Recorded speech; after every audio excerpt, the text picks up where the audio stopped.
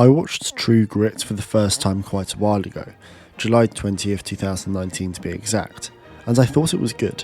The characters were engaging to watch, the cast is phenomenal, the story is intriguing, but it was the cinematography that really stood out to me. But that's the case with any film from Deakins. Now that statement is sort of the opposite of what a cinematographer wants. In theory, when watching a film, you shouldn't notice it. It should amplify the experience, but not overwhelm it. The only reason cinematography stands out to me is because I look for it. However, onto the important stuff. In today's video, I'll be covering the equipment Deakins used, his use of lighting and looking at a couple of lighting plans, as well as the overall look and why it works so well for this film, because he's done other westerns with the Coens before, but with a very different style.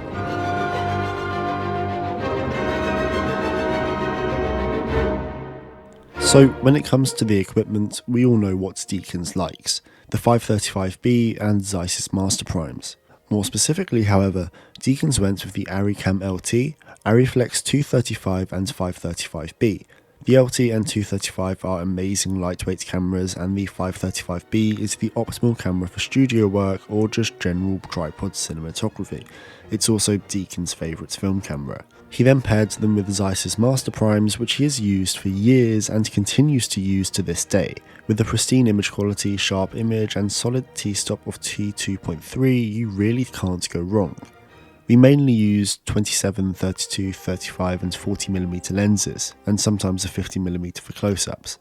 I occasionally used longer lenses for point of view shots, but for dialogue scenes I was generally sticking to a 32 or a 40mm lens, or something in that range.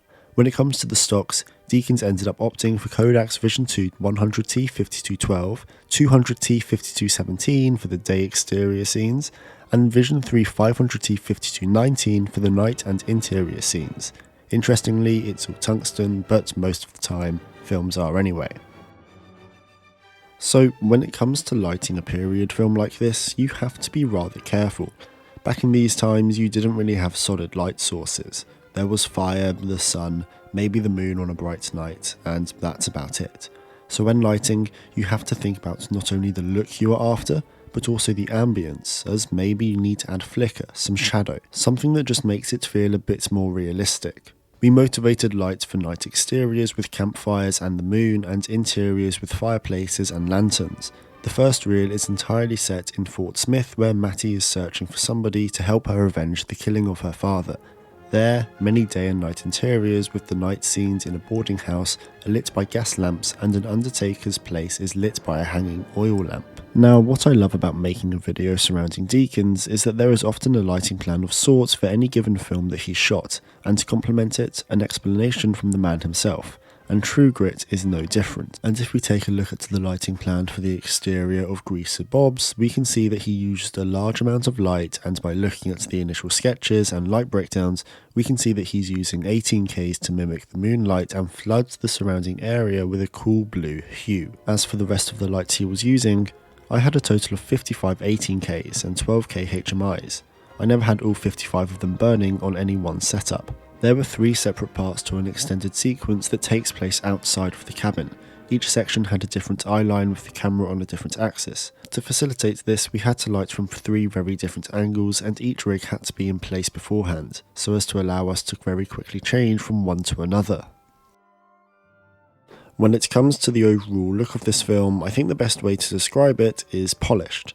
If we look at other Western films, even ones shot by Roger Deakins, The Assassination of Jesse James by the coward Robert Ford for example, we can see a very distinct difference in style. Now this is obviously to do with the subject matters being different and the different styles that the directors were after, but I think it's a great example of not needing a dirty frame for a Western film, and a classic Western with cowboys and horses at that. As for the feel of the film, it's not one where the camera really plays a character, and to me it more feels like we're observing our characters rather than just being with them. How the camera moves, the way they are composed, and ultimately just how we flow through the film. Now something that I am going to mention is the use of orange and teal. It isn't constant and is only really used at night time, but the thing is, it looks good. There isn't really any other way about it. Orange is on the other side of blue on the colour wheel, and contrasting colours look good. Red and green, yellow and purple. It just so happens that orange and blue, or more specifically orange and teal, became popular. which isn't surprising as they respectively portray warmness and coldness. Now, it's a great way to make your frame pop, the colours work incredibly well in contrast, and it's also Deakins, so he can do whatever he wants. So overall, Deakins opted for a more refined look when it came to true grit. His lighting style was natural and made you feel as though you were there, but it was also interesting enough and didn't bore you. He tells a story through camera movement, placement and colour, but ultimately just allows for it to tell itself. Before I started this video, this film wasn't on the top of my need to rewatch list, but after writing it, and I'm sure editing it, I think I'm in a major need for one. Anyway, I hope you enjoyed this video. Not so if you did have a recommendation for an analysis, leave it down below. Thanks so much for watching, and maybe I'll see you next time. Bye.